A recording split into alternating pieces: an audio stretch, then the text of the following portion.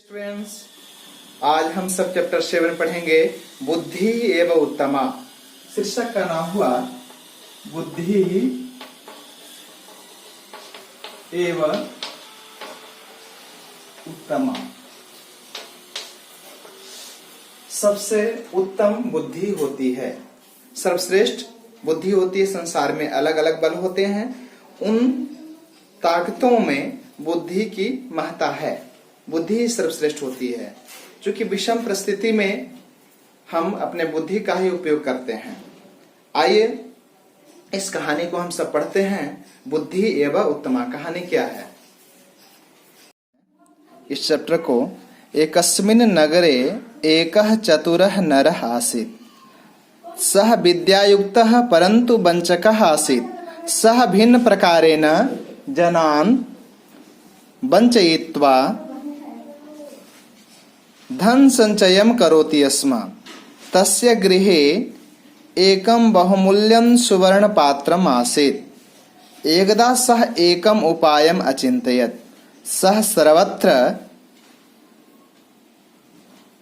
घोषणाम् अकरोत् यत् यः कोऽपि एकां नवीनां कथां श्रावयिष्यति तस्मै अहम् एतत् सुवर्णपात्रं दास्यामि। किन्तु यदि सा कथा मया पूर्वश्रुता भविष्यति तदा सः मह्यं 500 सुवर्णमुद्राः दास्यति। एतां वार्तां श्रुत्वा बहवः जनाः सुवर्णपात्रस्य लोभेन तस्य गृहम् आगच्छन् अपूर्वाः च कथा अश्रावयन्। परन्तु प्रत्येकं कथां श्रुत्वा सः अन्ते वदति, एतां कथाम् अहं पूर्वमेव श्रुतवान् इति। निराशया ते जनाः तस्मै 500 सुवर्णमुद्राः दत्त्वा गच्छन्ति। एवं सः अनेक सुवर्णमुद्राणां सञ्चयम् अकरोत्। एकदा एकः बुद्धिमान् बालकः एतां वार्तां श्रुत्वा तस्य समीपम् आगच्छत्। कथां च श्रावयितुं तत्परः अभवत्। चतुरः नरः तम् अवदत्, किं भवान् जानाति यत् यदि कथा मया पूर्वश्रुता भविष्यति तदा भवान् मह्यं 500 सुवर्णमुद्राः दास्यति। बालः अवदत्, आम् अहं जानामि इति उक्त्वा सः कथां प्रारभत। भवान् स्मरति किं यत् भवतः पिता मम पितुः 5 लाख सुवर्णमुद्राः गृहीतवान्। यदि एतां कथां भवान् पूर्वं श्रुतवान् तर्हि 5 लाख सुवर्णमुद्रा मह्यं ददातु। यदि न श्रुतवान् तर्हि एतत् सुवर्णपात्रं मह्यं ददातु। सः वञ्चकः स्वपराजयं स्वीकृत्य सुवर्णपात्रेण सह सुवर्णमुद्राः अपि बालकाय अयच्छत्।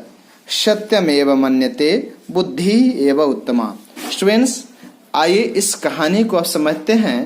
संस्कृत भाषायां कथा वर्तते, तस्य कथायाः भावः किमस्ति भावं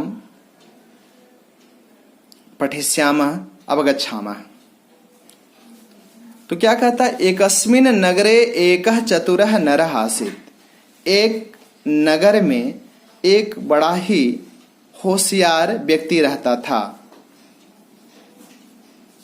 एकस्मिन् नगरे, अब देखोगे यहाँ पर व्याकरण की दृष्टि से नगर शब्द का सप्तमी विभक्ति में नगरे होता है, तो नगरे विशेष हुआ और एकस्मिन् विशेषण हो गया।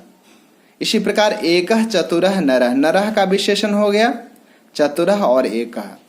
एक नगर में एक चतुर व्यक्ति रहता था। सह विद्यायुक्तः, सह विद्या से युक्त था, विद्यावान था, ज्ञानवान था, विद्या थी उसके पास। आप लोग श्लोक में पहले भी पढ़ चुके हो, विद्या विवादाय धनम मदाय शक्ति परेशां परिपीडनाय खलस्य साधो विपरीत में तत्ज्ञानाय दानाय च रक्षणाय। खलस्य विद्या परेशां परिपीडनाय भवति। खल यानी दुष्ट की विद्या दूसरों को परेशान करने के लिए होती है। इसी प्रकार चतुर व्यक्ति की विद्या भी दूसरे का ठगने का काम कर रहा था। सह विद्यायुक्त विद्यावान था परंतु वंचक आसीत्, ठग था। स भिन्न प्रकारेण अलग अलग तरीके से जनान वंचयित्वा लोगों को ठग कर धन संचयम करोति स्म, धन इकट्ठा किया करता था। तस्य गृहे एकम बहुमूल्यम सुवर्ण पात्रम आसीत्, उसके घर पर एक बहुमूल्य सुवर्ण पात्र था, सोने का पात्र था। एकदा सा एकम उपायम अचिंतयत, एक उपाय सोचा। क्या उपाय सोचा? सह सर्वत्र घोषणाम अकरोत्, उस चारों तरफ घोषणा कर दिया। यत यह कोपी एकाम नवीनाम कथाम श्राविष्यति, जो कोई भी मुझे एक नई कहानी सुनाएगा, तस्मै अहम एतत् सुवर्ण पात्रम दास्यामि, उसे मैं सोने का पात्र दे दूंगा। किंतु यदि सा कथा मया पूर्व श्रुता भविष्यति, लेकिन शर्त भी था। शर्त क्या था? यदि पहले से वह कहानी मेरी सुनी हुई रहेगी, तदा सह मह्यम 500 सुवर्ण मुद्रा दास्यति, तब वही व्यक्ति जो कथा सुनाएगा वही व्यक्ति मुझे 500 सुवर्ण मुद्रा देगा, 500 सुवर्ण मुद्रा देनी होगी। एताम वार्ताम श्रुत्वा, इस बात को सुनकर, इस कहानी को सुनकर बहवः जना स्वर्ण पात्रस्य लोभेन, सोने के पात्र के लोभ से, तस्य गृहम आगच्छन, उसके घर पर आया करते थे। अपूर्वाः च कथा अश्राव्यन, और अनेक अलग अलग कथाएं सुनाया करते थे। जो कहानी पहले से नहीं सुनी हुई थी, अपने से कथा बना बना कर कहानी सुनाया करते थे। अपूर्वा, न पूर्वा अपूर्वा होता है, जो पहले नहीं सुनी गई हो, ऐसी कहानी को सुनाया करता था। प्रत्येकम कथाम श्रुत्वा, प्रत्येक कथा को सुनकर सह अंते वदते, वह अंत में बोला करता था। क्या बोला करता? एताम कथाम अहम पूर्वमेव श्रुतवान, इस कथा को मैंने पहले से सुन रखा था।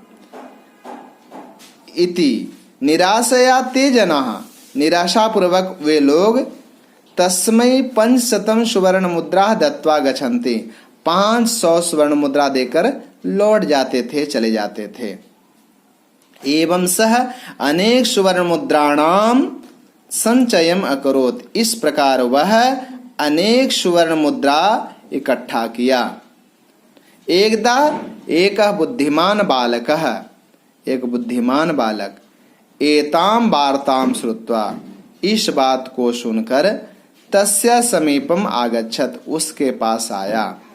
कथाम च श्रावितुम तत्परः वत्, और कथा सुनाने के लिए तत्पर हो गया, तैयार हो गया। चतुरः नरः तम अवदत्, चतुरः नरः तम अवदत्, वह चतुर जो व्यक्ति था उस बालक से कहा। क्या कहा? किम भवान जानाति, क्या आप जानते हैं?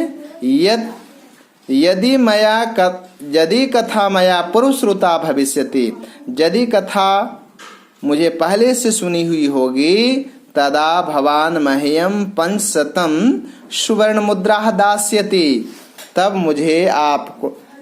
आप मुझे 500 सुवर्ण मुद्रा देनी होगी, आपको 500 सुवर्ण मुद्राएं देनी होगी। बालः वदत्, बालक ने कहा। क्या कहा? बालः वदत् आम अहम जानामि, मैं अच्छी तरह से जान रहा हूँ, मैं सुन चुका हूँ, और बहुत सारे लोग निराश होकर लौटे भी हैं, सारी बात को मैं समझ रहा हूँ। इति युक्त्वा, ऐसा कहकर सह कथाम प्रारभत, कथा कहना प्रारंभ कर दिया। भवान स्मरति, स्मृति धातु है याद करना अर्थ में, आप याद करें।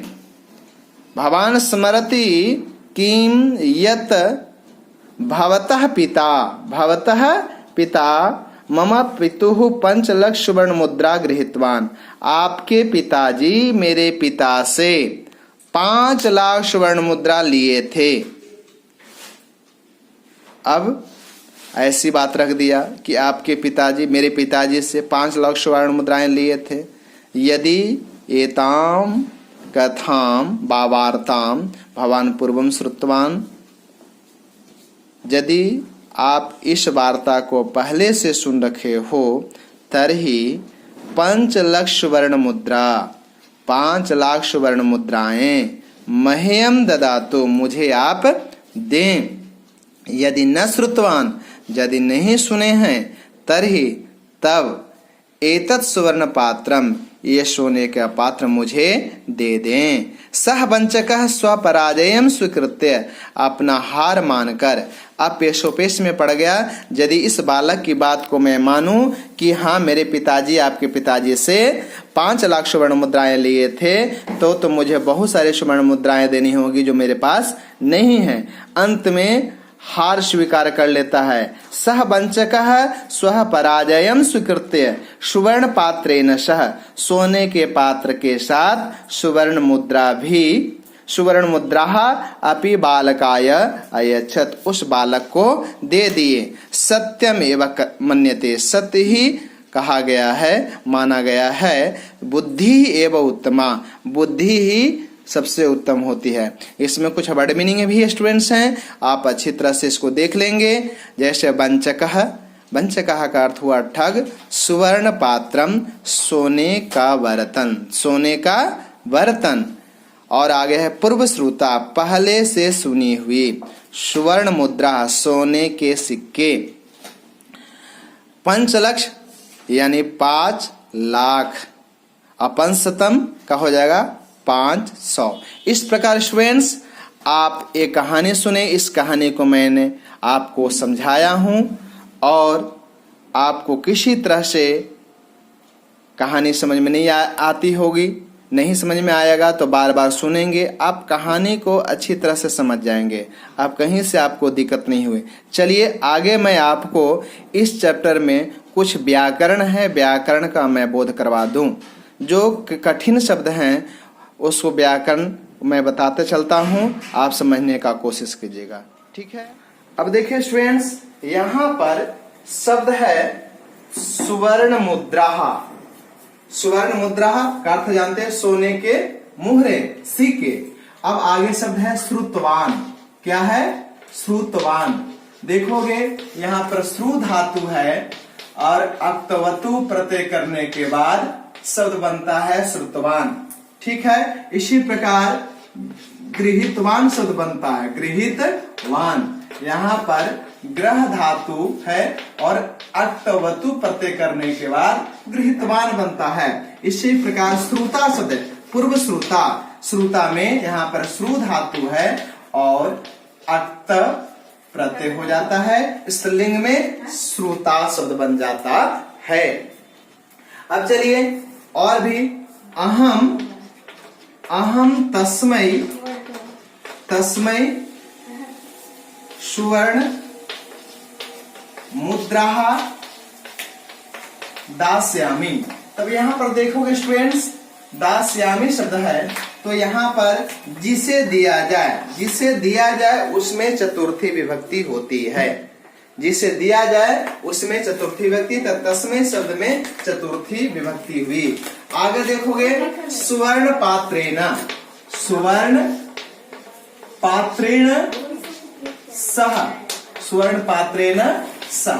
तो यहाँ पर सहयोगे, सह का अर्थ होता है साथ और सह का अर्थ होता है साथ और सहयोगे तृतीया विभक्ति होती है। कौन सी विभक्ति होती है? तृतीया। तो सुवर्ण पात्रेण में आपका तृतीया विभक्ति हुई। इसी प्रकार सह बालकाय अयच्छत्, बालकाय, बालकाय अयच्छत्। अयच्छत् शब्द हुआ तो यानी दिया, वह उस बालक को दिया। सुवर्ण पात्रेण से सुवर्ण मुद्रा, तो बालकाय यहाँ पर चतुर्थी विभक्ति हुई। कौन सी विभक्ति हुई? चतुर्थी विभक्ति, क्योंकि देने के योग में चतुर्थी विभक्ति होती है। इसी प्रकार और भी शब्द हैं, जैसे शब्दार्थ पद परिचय में देखोगे भवतः पिता, भवतः पिता, तो यहाँ भवतः शब्द आता है। भवतः शब्द आपका भवत है और षष्ठी और पंचमी विभक्ति, तो पंचमी और षष्ठी विभक्ति में, षष्ठी विभक्ति एक वचन में भावता हो जाता है। अब इसी प्रकार पितुः शब्द है, पितुः, यहाँ पर पितृ शब्द है, पितृ शब्द, तो पंचमी विभक्ति यहाँ भी हो जाती है और षष्ठी विभक्ति हो जाती है एक वचन में। तब भावता पितुः मम पितुः, तो यहाँ पितृ शब्द का रूप हुआ पितुः। तो ऐसे इसमें आए हुए शब्दों, कठिन शब्दों को मैं बताने का कोशिश किया हूं। अब देखोगे स्टूडेंट्स, और एक शब्द है प्रारब्धता, प्रारब्धता, प्रा उपसर्ग इसमें है और आरब्धता हो जाता है, आरब्धता, तो प्र में अ है और आ में लगा करके प्रा हो जाता है, यह दीर्घ संधि का रूप हुआ। आगे चलोगे और भी मैं संधि विच्छेद का एक शब्द बता दो, कोपी, तो यहाँ पर क है और अपी शब्द है, तो कोपी शब्द होता है यानी कोई भी। तो इस प्रकार इस चैप्टर में मैं व्याकरण, कठिन शब्द और कुछ पद परिचय बताया हूं। ऐसे आपको और भी यदि कोई कठिन शब्द जिसको समझ में नहीं आता है तो आप पूछ सकते हो, ठीक है। यह आपका चैप्टर में बता दिया। बुद्धि एवं उत्तमा, बुद्धि ही सर्वश्रेष्ठ होती है, इसलिए बुद्धि की उपासना करनी चाहिए, हमेशा ज्ञान लेना चाहिए। जहां से ज्ञान मिलता है आप ज्ञान लें और बुद्धिमान बने, ज्ञानवान बने और जीवन में आने वाली चुनौतियों को आप सामना करें। Thank you students.